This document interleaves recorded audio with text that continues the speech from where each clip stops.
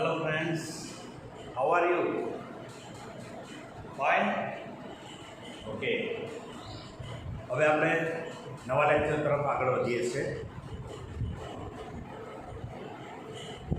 છેલ્લે આપણે lecture number 4 part 1 અને પાર્ટ 2 એની અંદર આપણે કેટલીક એસઆઈ એકમ પદ્ધતિ કેટલાક ગુણધર્મોના એસઆઈ એકમ આપણે મેળવ્યા. ઘનતા, કદ, તાપમાન.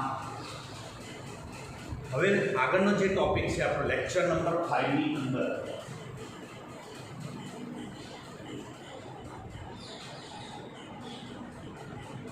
એ છે માપનમાં અનિશ્ચિતતા.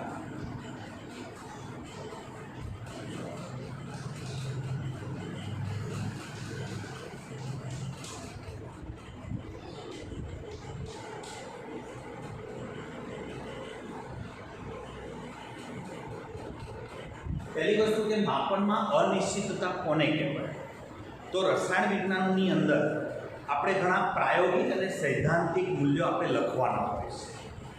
જ્યારે પ્રયોગ કરીએ છીએ ત્યારે પ્રયોગ દરમિયાન મળતા મૂલ્યોને સંખ્યામાં દર્શાવવાના હોય. હવે આ જે મૂલ્યો છે એ મૂલ્યો સાચા મૂલ્યની કેટલા નજીક છે અથવા તો સાચા મૂલ્ય વચ્ચે કેટલું ડિફરન્સ ધરાવે છે એ માપનની અનિશ્ચિતતા કહેવાય. દાખલા તરીકે આ ચોક છે. ચોકનું એક્ઝેક્ટ જે વજન લેવામાં આવે એ વજન છે 2 ગ્રામ. પણ જ્યારે તમે એને વજન કરો છો ત્યારે તમને એક્ઝેક્ટ 2 ગ્રામ ન મળે. 2 ગ્રામ કરતાં વધારે મળશે. ધારો કે 2.02 ગ્રામ મળે, કાં તો 2 ગ્રામ કરતાં ઓછું વજન પણ મળે કે 1.8 ગ્રામ મળે. તો ખરેખર સાચું મૂલ્ય છે 2 ગ્રામ, પણ તમને મૂલ્ય કાં તો વધુ મળે છે કાં તો ઓછું મળે છે. હવે મળતું મૂલ્ય સાચા મૂલ્યની જેટલી નજીક હશે તો એવું કહી શકાય કે એમાં અનિશ્ચિતતા ઓછી છે. એટલે સાચું મૂલ્ય અને તમે માપેલા મૂલ્ય વચ્ચેનો જે ડિફરન્સ છે એ માપનની અનિશ્ચિતતા નક્કી કરે છે. હવે આ જે માપનની અનિશ્ચિતતા છે એ અનિશ્ચિતતાને આપણે કેવી રીતે શક્ય તેટલા અંશે ઓછા પ્રમાણમાં દર્શાવી શકાય એના સંદર્ભમાં આપણી પાસે. હવે એમાં પહેલો આપણે જે મુદ્દો લઈશું એ મુદ્દો છે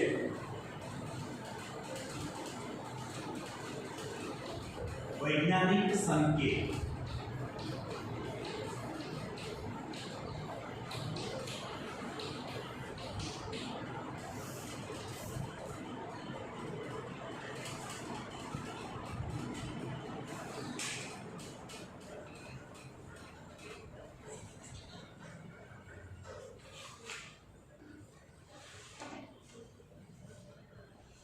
પહેલો મુદ્દો છે આપણો વૈજ્ઞાનિક સંકેત. વૈજ્ઞાનિક સંકેતનો મતલબ શું છે? રસાયણ વિજ્ઞાનની અંદર આપણે પરમાણુ, અણુ, સંયોજનોનો અભ્યાસ કરીએ છીએ. આ પરમાણુ, અણુ અને સંયોજનો કે જેને આપણે જોઈ શકતા નથી, એના કણો એટલા બધા સૂક્ષ્મ છે કે જેને આપણે જોઈ શકતા નથી. હા, એની જ્યારે ક્વોન્ટિટી વધે છે, જથ્થો વધે છે ત્યારે એને આપણે જોઈ શકીએ છીએ. પણ પરમાણુ, તમને એમ કે હાઇડ્રોજન પરમાણુ તમને દેખાય તો આપણે કંઈ ન દેખાય, હાઇડ્રોજનનો અણુ આપણને દેખાય તો આપણે કહીશું ન દેખાય. હવે આવા જે પરમાણુ અને અણુ છે એમના વજન જે વર્ષો પહેલાં વૈજ્ઞાનિકોએ માપેલા, એમને આપણે ધન્યવાદને પણ પાત્ર છે કે આટલા અણુ કે જેને પરમાણુ કે જેને આપણે જોઈ શકતા નથી એવા અણુ પરમાણુના વજન પણ એ લોકોએ એક્ઝેક્ટ અનિશ્ચિતતા બિલકુલ ઓછી હોય એ પ્રમાણે એમને મેળવેલા. દાખલા તરીકે આપણે સાદી વાત કરીએ કે 2 ગ્રામ હાઇડ્રોજન પરમાણુ તમને આપ્યા, 2 ગ્રામ હાઇડ્રોજન અણુ આપ્યા. હવે 2 ગ્રામ હાઇડ્રોજન અણુ એમાં સંખ્યા કેટલી થાય? 2 ગ્રામ H2 અણુ, એમાં જે હાઇડ્રોજનના પરમાણુ હશે કે H2 ના અણુ હશે, હું H2 ના અણુની વાત કરું છું, એ સંખ્યા કેટલી છે?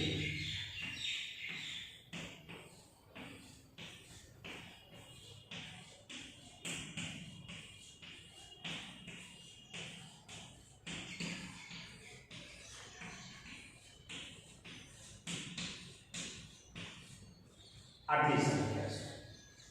H2 નો તમે 2 ગ્રામ લો આપણે બલૂનની અંદર H2 વાયુ ભરવામાં આવે છે, તો આવું 2 ગ્રામ H2 વાયુ લઈએ તો એ 2 ગ્રામ H2 વાયુમાં એના જે અણુઓ છે એ અણુની સંખ્યા આટલી છે. હવે આટલી સંખ્યા જો વારંવાર લખવામાં આવે તો આપણને મુશ્કેલી તો પડે, આપણને તકલીફ પડે ને કે આ સંખ્યા સાહેબ વારંવાર લખવામાં આવે તો ક્યાંક 1 શૂન્ય વધી જાય કાં તો 1 શૂન્ય ઘટી જાય, તો એનો મતલબ એ થયો કે આપણું મૂલ્ય છે એ ખોટું પડી શકે. તો વૈજ્ઞાનિકોએ શું કર્યું કે આવી જે સંખ્યાઓ છે એ સંખ્યાઓને એક નાના સંકેતમાં રૂપાંતરિત કરે અને એ સંકેત આ પ્રમાણે છે m into 10 raised to power of n.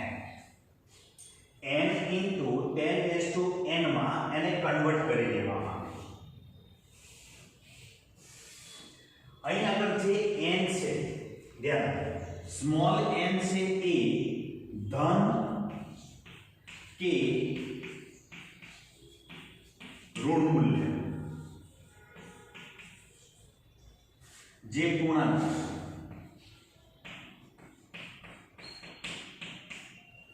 જ્યારે કેપિટલ N છે એ 1.00 થી 9.999 વચ્ચેની કોઈ પણ મૂલ્ય હોઈ શકે, વચ્ચેનું મૂલ્ય. તો નોર્મલી આપણે આ જે 2 ગ્રામ H2 અણુ છે એની આ જે સંખ્યા છે એને આ સ્વરૂપમાં આપણે કન્વર્ટ કરીએ છીએ. હવે વિચારીએ કે કેવી રીતે આ સંખ્યાને આ સ્વરૂપમાં લખી શકાય. તો n ની વેલ્યુ 1.00 થી 9.999 ની વચ્ચેની હશે. ટૂંકમાં આપણે અહીંયા તો દશાંશ ચિહ્ન મૂકવાનું છે. આ સંખ્યા એક આખો પૂર્ણાંક સંખ્યા છે. તો જ્યારે કોઈ પૂર્ણાંક સંખ્યા હોય તો પૂર્ણાંક સંખ્યાના અંતમાં તમારે દશાંશ ચિહ્ન વિચારવાનું. એનો મતલબ કે દશાંશ ચિહ્ન અહીં છે. હવે મારે એ દશાંશ ચિહ્નને અહીં લાવવાનું છે. એટલે કે મારે આ સંખ્યાને 6.022 સ્વરૂપે લખવી છે. આ 2 પછીના જે શૂન્ય છે આપણે લખીશું નહીં. તો દશાંશ ચિહ્ન અહીં છે. આ દશાંશ ચિહ્નને મારે અહીં લાવવાનું છે. તો કેટલા સ્ટેપ મારે આ બાજુ ખસવું પડે ડાબી બાજુએ કે જેથી દશાંશ ચિહ્ન છે એ અહીં આવે. તો ગણી આવે 1 2 3 4 5 6 7 8 9 10 11 12 13 14 15 16 17 18 19 20 21 22 23. આનો મતલબ કે મારે અહીં આગળ 10 ના ઘાતાંકમાં લખવાનું છે 23. હવે આ સંખ્યા જે લખતા હતા ને આ લખતા હતા, બેમાંથી તમને વધારે સારી રીત કઈ લાગે કે જેમાં આપણી અનિશ્ચિતતા, આપણી ભૂલ શક્ય તેટલે અંશે ઓછી પડે? તો આ રીત, આને વૈજ્ઞાનિક સંકેત પદ્ધતિ તરીકે ઓળખવામાં આવે છે. એટલે આપણે એને આ સ્વરૂપમાં લાવવાનું. નોર્મલી કોઈ પણ સંખ્યા પછી દશાંશ ચિહ્ન આવશે. તો આ જે પદ્ધતિ છે એને વૈજ્ઞાનિક સંકેત પદ્ધતિ તરીકે ઓળખવામાં આવે. હવે એમાં એક વસ્તુ આપણે યાદ રાખીશું કે જો તમારે દશાંશ ચિહ્ન, ધ્યાન આપજો, દશાંશ ચિહ્ન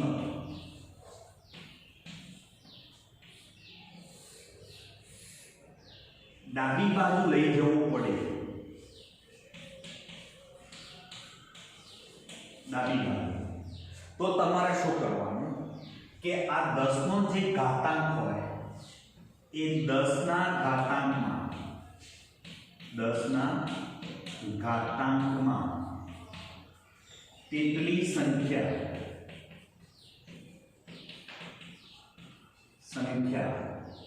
પ્લસ કરવી. આ વસ્તુને ધ્યાનથી સમજો. હું ઉદાહરણ આપીને સમજાવું. દાખલા તરીકે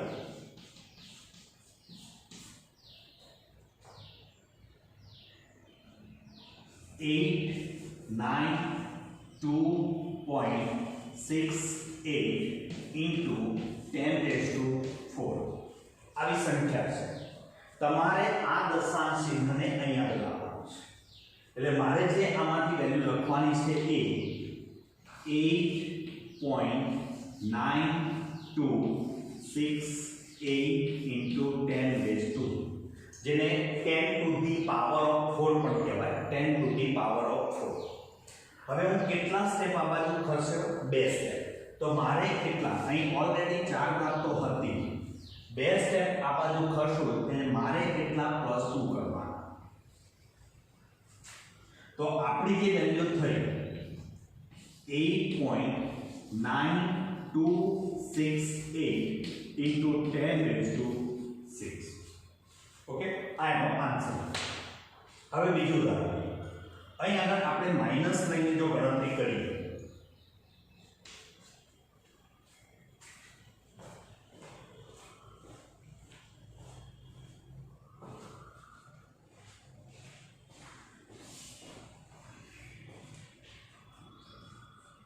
748.89.8 into 10 raised to -7.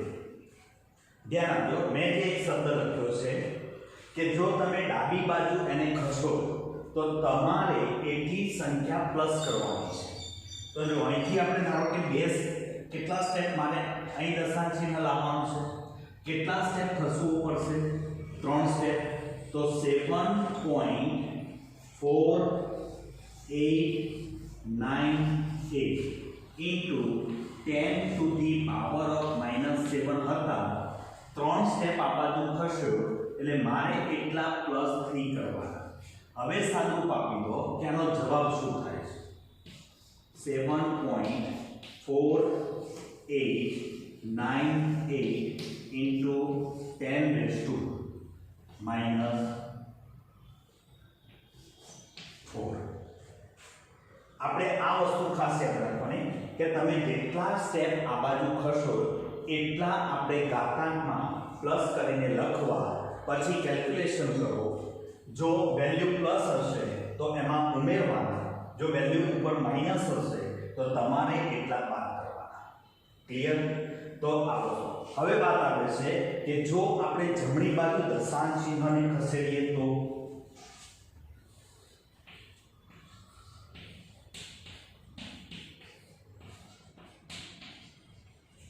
ધારો કે જમણી બાજુ તમે દશાંશ ચિહ્ન ખસેડો છો તો આપણે 10 ના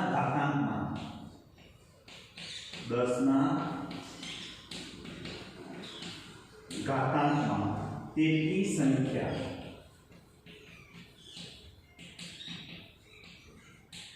માઈનસ કરો. હવે એનું ઉદાહરણ લઈએ છીએ.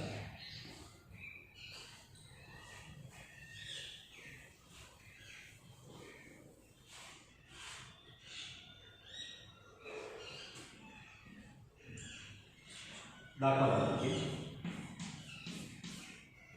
0.00267 into 10 raised to 3 છે. હવે આપણે વૈજ્ઞાનિક સંકેત પદ્ધતિમાં અહીં દશાંશ ચિહ્ન લાવવાનું છે. નોર્મલી આપણે 1 થી 9 સુધીના જે મૂલ્યો આવતા હોય એમના પછી આપણે દશાંશ ચિહ્ન લાવવાનું. તો મારે લખવાનું છે આમાંથી 2.67 into 10 to the power of 3 તો હતા. તમે કેટલા સ્ટેપ અહીંયા આગળ ખસે? 1 2 અને 3 સ્ટેપ ખસે એટલે મારે શું કરવાના? -3. તો આપણો જે જવાબ થશે આમાંથી એ થશે 2.67 into 10 raised to 0. 10 raised to 0 ની વેલ્યુ 1 થાય એટલે આપણે લખતા નથી. તો આ એનો જવાબ થાય. આપણે વારંવાર એક્ઝામ્પલમાં આ રીતે કન્વર્ઝન કરવું પડશે અને જે જવાબ આવે છે એને છેલ્લે વૈજ્ઞાનિક અંક પદ્ધતિમાં લાવી દેવા. બીજું ઉદાહરણ લઈએ. આ પ્લસ વાળું લીધું, હવે માઈનસ વાળું ઉદાહરણ લઈએ. 0.0008432 into 10 raised to -8. ચલો હવે આને દશાંશ ચિહ્ન ક્યાં લાવવાનો? આપણે 8 પછી. તો 8.43 3 2 into 10 રેઝ ટુ -1 તો હતા જ. હવે હું કેટલા સ્ટેપ ખસું? 1 2 3 4 5 6 સ્ટેપ તમે ખસ્યા તો આપણે કેટલા -6 કરવા. હવે જે કેલ્ક્યુલેશન થતું હોય એ નીચે લખવાનું. 8.432 into 10 -8 and -6 તો પ્લસ થશે અને ચિહ્ન માઈનસ કરશે તો -14 એ એનો જવાબ છે. તો આ થયો આનો વૈજ્ઞાનિક સંકેત પદ્ધતિમાં જવાબ. તો આ વાત છે કે નોર્મલી આટલી મોટી સંખ્યા છે ને વારંવાર લખવી ખૂબ અઘરી છે. તમે હાઇડ્રોજનનો ખાલી 1 ગ્રામ અથવા તો 2 ગ્રામ જે હાઇડ્રોજન અણુની અંદર આપણને આ જે તેના પરમાણુની સંખ્યા મળી એ રીતે એના વજનને પણ આ રીતે લખાતા હતા પહેલાના સમયમાં. એટલે આટલી મોટી સંખ્યાને વારંવાર લખવામાં આવે તો ભૂલ પડવાની સંભાવના વધારે હોય. એટલે વૈજ્ઞાનિકોએ એક સરળ રીત વિકસાવી જેને વૈજ્ઞાનિક સંકેત પદ્ધતિ અથવા તો વૈજ્ઞાનિક અંક પદ્ધતિ તરીકે ઓળખવામાં આવે છે. અને એ પદ્ધતિનો ઉપયોગ કરી આટલી મોટી સંખ્યાઓને એક નાની સંખ્યાની અંદર કન્વર્ટ કરી દેવામાં આવે જેને આપણે વૈજ્ઞાનિક સંકેત પદ્ધતિ તરીકે ઓળખીએ છીએ. હવે આ પદ્ધતિનો ઉપયોગ કરી આપણે બે સંખ્યાઓના સરવાળા, બાદબાકી, ગુણાકાર, ભાગાકાર કેવી રીતે કરી શકાય એ વાત ઉપર આપણે આવીએ છીએ.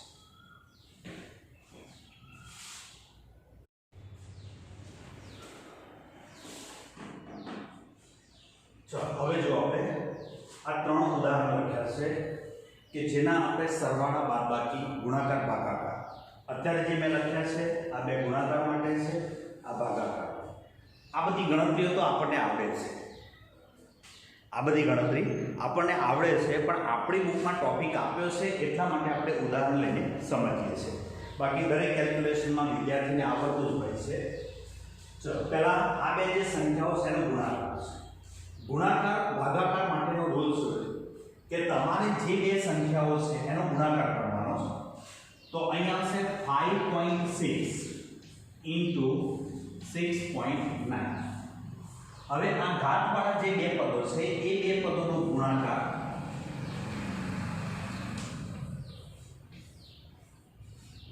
હવે 10 નો પાવર 5 અને 10 નો પાવર 8 એટલે કે 10 ની 5 ઘાતાંક અને 10 ની 8 આ બેનો જે ગુણાકારની વાત આવે તો આપણો રૂલ છે ગુણાકારમાં કે આધાર સરખો હોય તો ઘાતનો આપણે શું કરીશું? સરવાળો.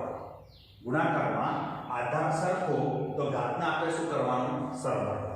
તો આ બેનો પહેલા ગુણાકાર કરીશું. દરેક વિદ્યાર્થી કેલ્ક્યુલેટર લઈને બેસશે. હવે પહેલા તો આ બેનો ગુણાકાર કરીએ. 5.6 into 6.9 આપણને જે અંદર કેલ્ક્યુલેશન બતાવે છે એ છે 38.64 ગુણ્યા 10 ની અહીં આવશે 5 plus 8 ઘાતમાં આપણે શું કરીશું? સરવાળો. તો 38.64 into 10 raised to 5 plus 8 30. Clear?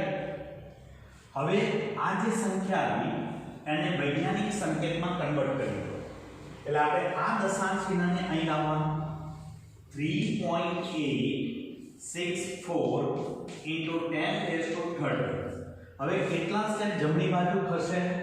એક સ્ટેપ. તો ઘાતમાં એટલો આપણે શું કરવાનો? પ્લસ. તો આનો અંતિમ જે આપણો જવાબ છે એ જવાબ થશે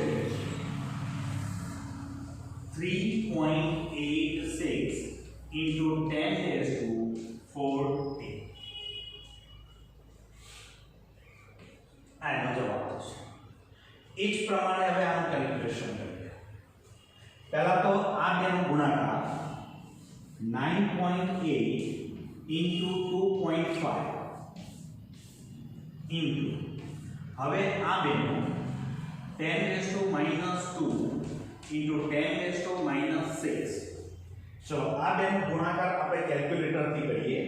9.8 into 2.5 is equal to 24.5 into 10 આધાર સરખો ગુણાકાર હોય તો ઘાતનો સરવાળો એટલે -2 પ્લસ -6 આ માઈનસ છે મેં બ્રેકેટમાં લખ્યા તો અહીં આવશે 24.5 ઇન્ટુ 10 હવે -2 પ્લસ -6 બંને જનો સરખા છે સરવાળો કરીશું એટલે 2 અને 6 એક થશે અને ચિહ્ન લાગશે માઈનસ એટલે -8 હવે વૈજ્ઞાનિક અંક પદ્ધતિમાં ફેરવીએ તો એક સ્ટેપ આ બાજુ ખસવાનું છે 2.45 ઇન્ટુ 10 -8 કેટલા સ્ટેપ ખસ્યા એક સ્ટેપ તો કેટલા પ્લસ કરવાના એક સ્ટેપ ખસે એટલે +1 હવે આનું કેલ્ક્યુલેશન કરીને સાદુરૂપ લખીએ 2.45 ઇન્ટુ 10 -7 આ થયો આપણો એનો જવાબ ક્લિયર થયું ઓકે તો આ રીતે આપણે ગુણાકાર કરી શકાય હવે આવે છે આપણે ભાગાકારની અંદર પહેલા આ રીતે લખી દઈશું 2.7 into 10 -3 અને નીચે લખીશું 5.5 into 10 હવે શું કરવાનું છે પહેલા આ બેનો ભાગાકાર કરીશું એટલે 2.7 divided 5.5 is equal to આવે છે અહીં ફરીથી લખું 2.7 divided 5.5 into 10 હવે ધ્યાન આપજો ભાગાકારમાં શું કરવાનું આધાર સરખો હોય તો ઘાતની બાદબાકી થશે માઈનસ થશે એટલે અહીં -3 આવશે માઈનસ હવે નીચેથી 4 ઉપરની તરફ થશે એટલે ત્યાં આવશે -4 ક્લિયર ચલો આનું જે કેલ્ક્યુલેશન કર્યું તે 0.4909 નોર્મલી આપણે કેમેસ્ટ્રીમાં કેલ્ક્યુલેશન માટે એવું યાદ રાખીએ કે દશાંશ ચિહ્ન પછીના 4 અંક સુધી લખો ચલો ઇન્ટુ 10 કેટલા થશે -3 અને -4 પ્લસ સરવાળો કરવાનો તો અહીં થશે -7 ઓકે -3 અને આ ઉપર જશે એટલે -4 થશે -3 -4 -7 ચલો હવે આને વૈજ્ઞાનિક અંક પદ્ધતિમાં ફેરવીએ તો પોઈન્ટ અહીં લાવવું છે એક સ્ટેપ ખસવું પડશે 0.9 into 10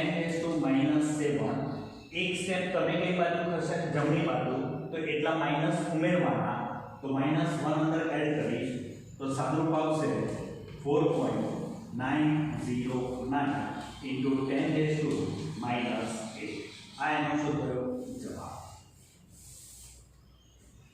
તો આ રીતે આપણે ગુણાકાર અને ભાગાકાર કરી શકાય ઓકે લખી લો હું નીચે કેટલાક ઉદાહરણ લખું છું એ ઉદાહરણ જાતે આપણે સોલ્વ કરવાના રહેશે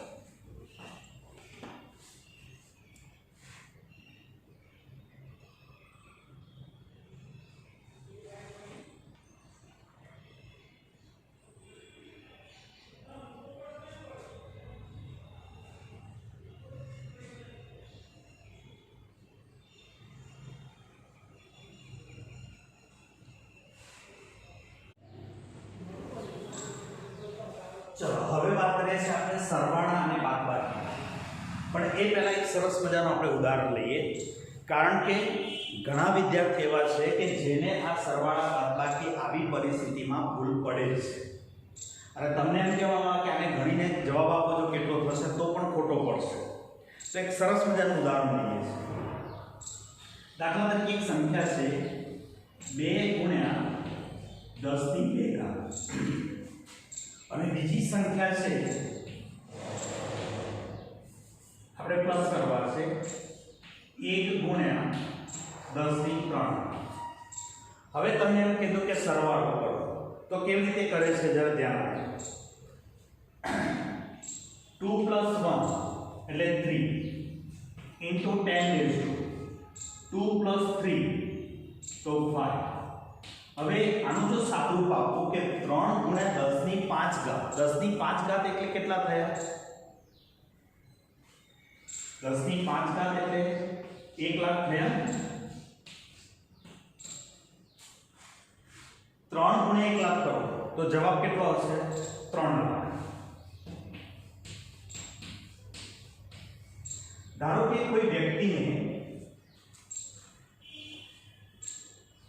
વ્યક્તિને મેં આ રીતે કીધું કે એક વ્યક્તિ જોડેથી 2 ગુણ્યા 10 ની 2 ઘાત રૂપિયા લાવે અને બીજા વ્યક્તિ જોડેથી 1 ગુણ્યા 10 ની 3 ઘાત રૂપિયા લાવે તો મારી જોડે રૂપિયા કેટલા થાય તો તમે કહેશો કે સાહેબ 3 લાખ। હવે ખરેખર 3 લાખ થાય છે કે નહીં એ જોઈએ તો હવે આને સાદી રીતે જેમ આમાંથી આ લખ્યું એમ આને લખો છો 2 ગુણ્યા 10 ની 2 ઘાત એટલે 2 ગુણ્યા 100 થયા એટલે આ 200 થયા અને આ લખ્યું 1 ગુણ્યા 10 ની 3 ઘાત તો 1 ગુણ્યા 1000 થયા અને 10 ની 3 ઘાત કહેવાય તો આ થયા 1000। હવે આ બેનો સરવાળો 1000 પ્લસ 200 તો રૂપિયા કેટલા થયા 1200। આમ કરીએ છે તો 1200 રૂપિયા થાય છે તમે જે કેલ્ક્યુલેશન કરી આમાં 3 લાખ રૂપિયા થાય સાચા કયા તો સાચું આ છે। તો આનો મતલબ એ છે કે આમાં કઈ આપણે આ રીતે ઘાતોનો સરવાળો ન કરી દેવાય સરવાળા બાદબાકીમાં ઘાતોનો સરવાળો કે માઈનસ કરી દેવાના નહીં તો કેવી રીતે કરીશું તો આમાં રૂલ્સ એવો છે હવે જોઈએ આ જવાબ કેવી રીતે આવશે આ જે 10 નો ઘાતાંક છે એ સરખા કરવા પડે અહીં તમે 10 ની 3 ઘાત લાવો અથવા અહીં 10 ની 2 ઘાત લાવો આપણે અહીં 10 ની 2 ઘાત લાવીએ છીએ 10 ની 3 ઘાત છે 10 ની 2 ઘાત લાવવી હોય તો કેટલા ઓછા કરવા પડે 1 અને જો તમારે માઈનસ કરવાના થયા તો તમારે દશાંશ ચિહ્નને કઈ બાજુ લઈ જવાનું તો આપણે કહીશું કે ડાબી બાજુ કે જમણી બાજુ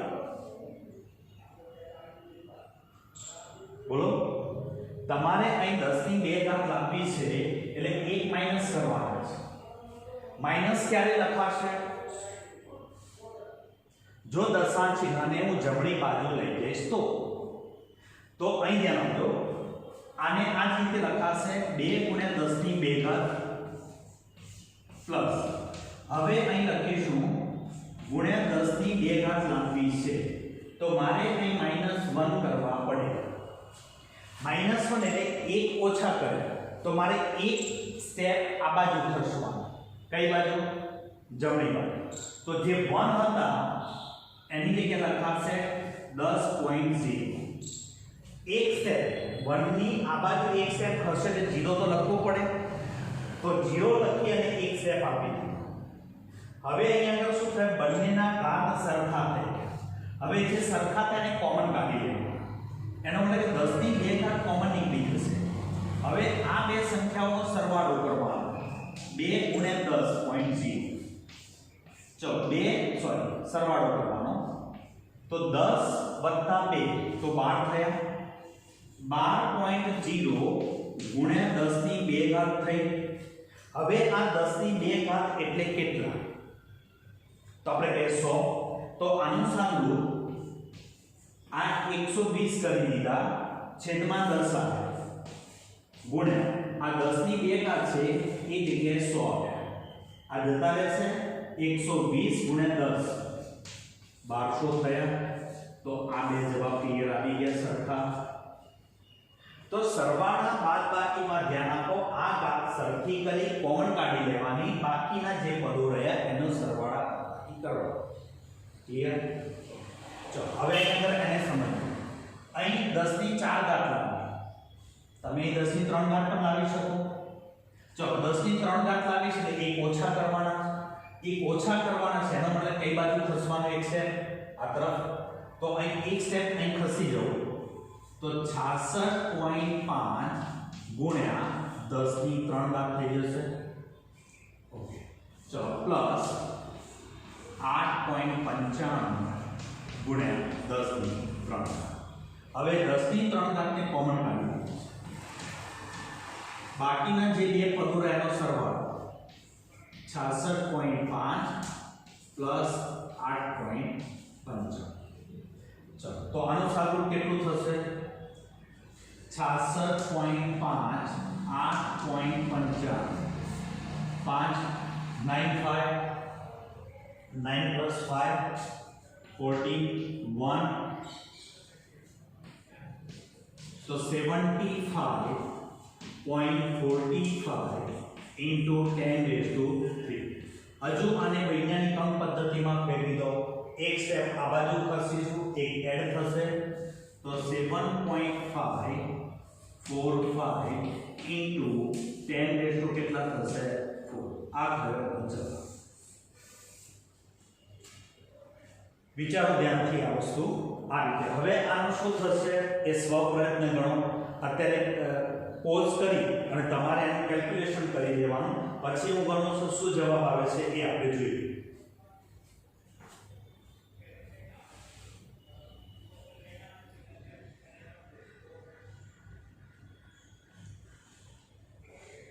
ચલો હવે ધ્યાન આપો ઘાત સરખી કરવી છે અહીં મારે 10 ની -2 લાવી દેવી છે 10 ની -2 ક્યારે આવશે જ્યારે હું એક અંદર એડ કરીશ તો એક એડ કરવો એનો મતલબ કે કઈ બાજુ દશાંશ ચિહ્નને ખસેડવાનું ડાબી બાજુ ક્લિયર તો જુઓ 2.5 ગુણ્યા 10 ની -2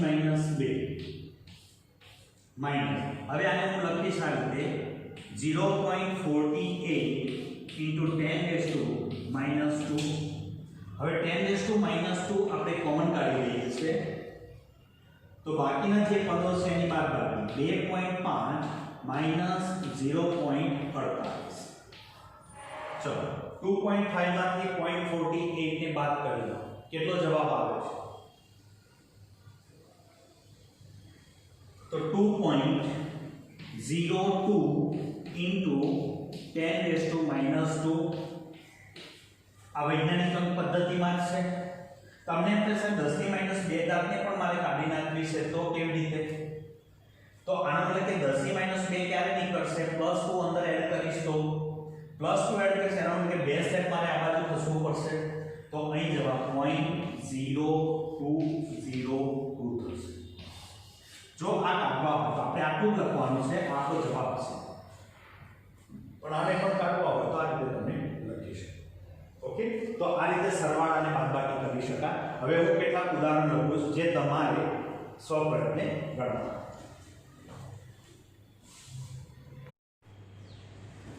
ચલો આજે આપણે 6 ઉદાહરણ લખ્યા છે એ તમારે હોમવર્કમાં કરવાનું હોમવર્કમાં લખી એનું કેલ્ક્યુલેશન મારી અને એના જે પીડીએફ તમે બનાવો એ પીડીએફ મને પર્સનલ અપલોડ કરી દેવાના ઓકે એટલે હું ચેક કરી લઈશ એમાં કેટલાના સાચા અને પછી હું સોલ્યુશન મૂકીશ અપલોડ થઈ ગયા પછી દરેકને અપલોડ કરી દેવાના પછી સોલ્યુશન મૂકીશ અને સાચું છે કે ખોટું એ જાતે સ્વપ્રયત્ન આપણે ચેક કરી લેવાનું રહેશે